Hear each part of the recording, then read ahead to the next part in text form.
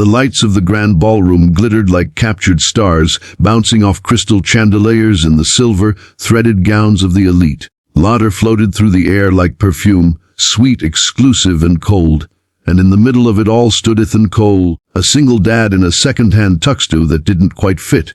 His shoes, polished until the leather thinned, squeaked slightly on the marble floor as he tried to look like he belonged. But he didn't. He knew it. And worse, so did everyone else. From the moment he'd stepped into the gala, whispers had followed him like shadows.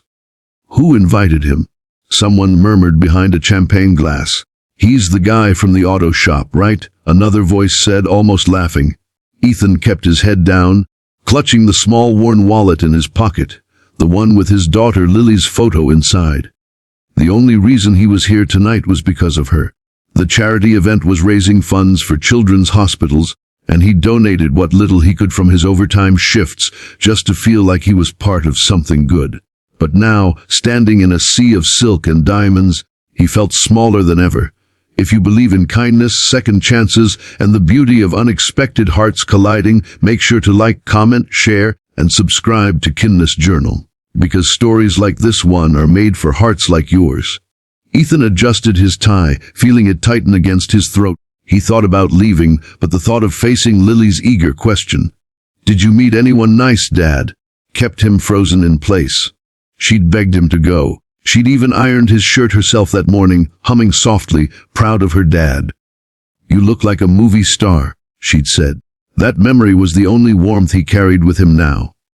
At the front of the ballroom, a spotlight illuminated the hostess as she took the stage. She was breathtaking, tall, graceful, her dark hair flowing in soft waves, her gown shimmering like liquid moonlight.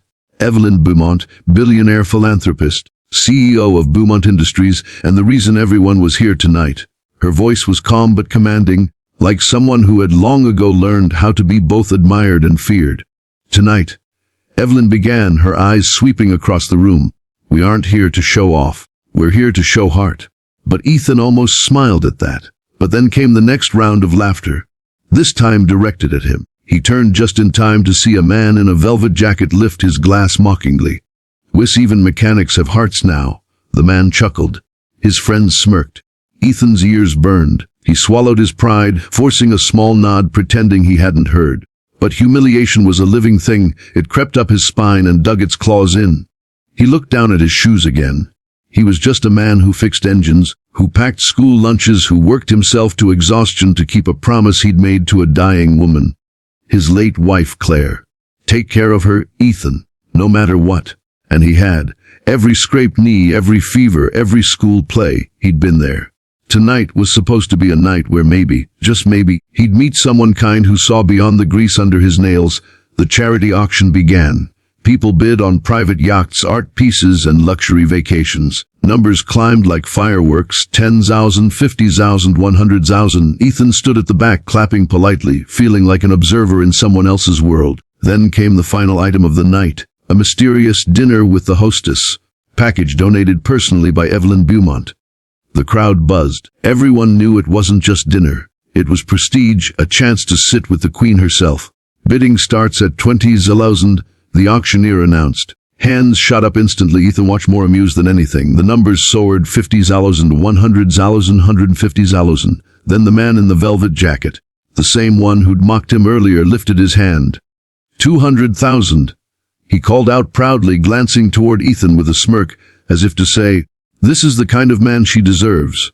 The room clapped approvingly. Ethan shook his head slightly, muttering under his breath, "That's more than I'll make in a decade." The bidding slowed at 220,000. The auctioneer was about to close when Evelyn raised a hand.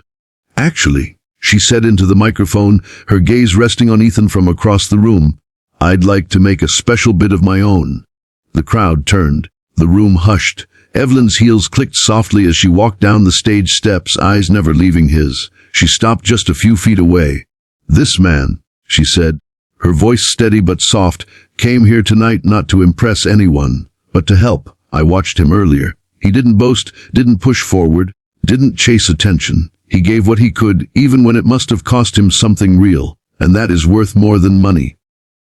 Ethan froze, unsure if this was a dream or a cruel trick.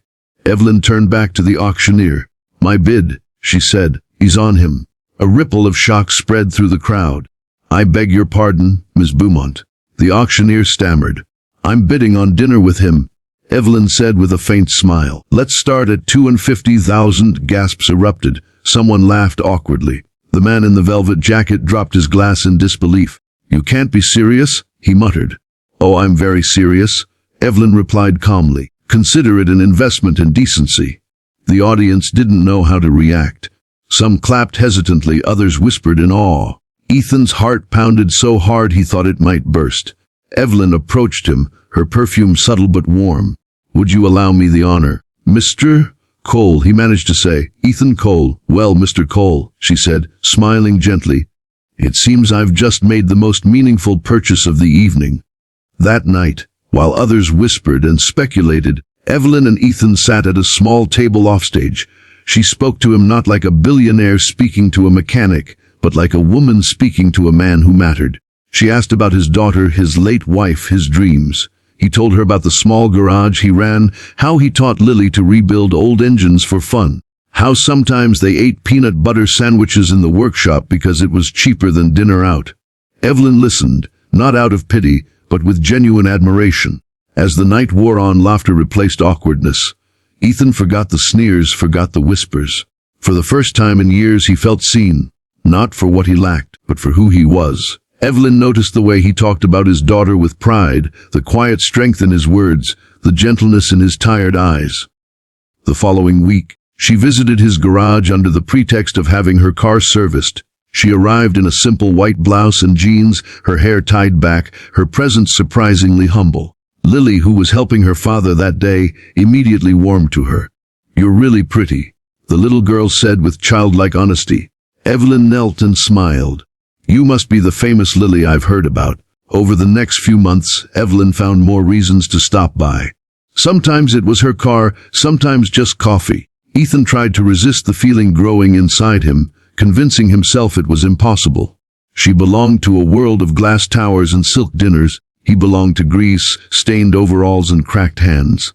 But every time she laughed at one of his awkward jokes, every time she brought Lily a small gift or asked about her school, the wall between their worlds crumbled a little more. One afternoon, a storm hit the town. The garage lost power, and Ethan stood outside, watching the rain flood the street. Suddenly, headlights appeared through the downpour. Evelyn stepped out, holding an umbrella. "I thought you might need help," she said. "Or maybe just company." She stayed for hours, helping him move equipment drenched to the bone, laughing when the power finally flickered back on.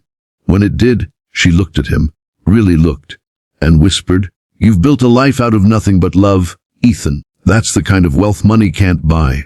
The following weekend, Evelyn invited him and Lily to a garden brunch at her estate. Nervously, Ethan arrived, trying to keep his daughter from stepping on the manicured grass. But Evelyn's warmth melted all awkwardness. Lily ran through the gardens, laughing with Evelyn's golden retriever, while Ethan stood beneath a blooming magnolia tree, watching the two of them like a dream he didn't dare wake from. When the guests had left and the sun was sinking low, Evelyn approached him, hands folded. "You changed something in me, Ethan," she said softly. "You reminded me that charity isn't just about writing checks, it's about seeing people." She paused, eyes glistening. "And I see you." He looked at her, uncertain if words would ever be enough. "You don't have to. I want to," she interrupted gently. "Because somewhere between your daughter's laughter and your stubborn humility, I fell for both of you." Well, Ethan swallowed hard, his voice rough. "I don't know what I can give you in return." She smiled through her tears. "You already did. You gave me back my heart.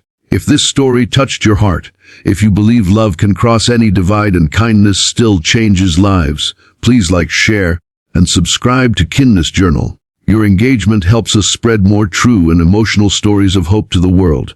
Before the ending, take a moment to comment, "Kindness always wins." If you believe love finds us when we least expect it. Years later, when the Beaumont Children's Hospital opened a new wing funded by Evelyn, the first plaque on the wall didn't bear her name. It read, "Dedicated to the man who taught me the meaning of true generosity, Ethan Cole." Standing beside her at the ribbon cutting, Ethan held Lily's hand, his other hand resting gently over Evelyn's. And as the cameras flashed, capturing their smiles, the same crowd that once mocked him now stood in silent admiration. Because in a world obsessed with wealth and power, the richest man in the room turned out to be the one with a heart big enough to fix more than engines. He fixed broken souls. And that's the magic of second chances.